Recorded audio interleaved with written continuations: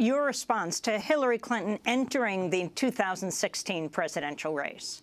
Yeah, I think it's absurd to suggest she's a friend of children who are in need or families. This is a woman who, when her husband was governor, I first met her at that time when I went down to interview him for the Los Angeles Times, and he was starting his presidential run. And they were bragging about their welfare reform, which destroyed what existed of support for poor children in Arkansas.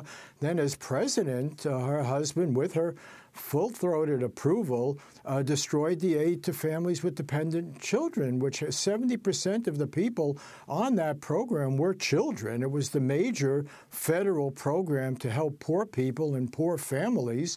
And in the cynicism of the Clinton administration, they destroyed that program, and we don't even have an accounting of poor children anymore. They're all off the radar.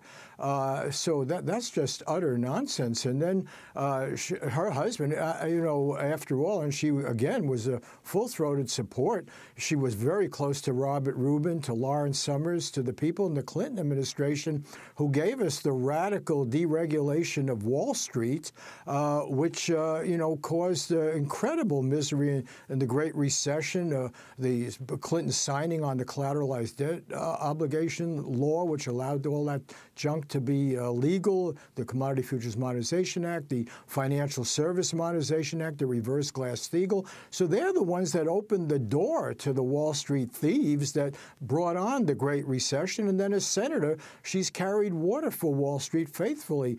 And then finally, if we're going to run for somebody who has experience as Secretary of State, I'd rather support John Kerry. After all, it's been a great relief to see Kerry as opposed to Hillary Clinton. We finally have some rational foreign policy and peacemaking with Iran, with Cuba. Where was Hillary Clinton? And let me say, one reason I could never vote for Hillary Clinton is that her attack on Edward Snowden, her attack on the whistleblowers, to call them traitors, to talk about these people. And here is a woman who knew what the government was doing and spying on the American people.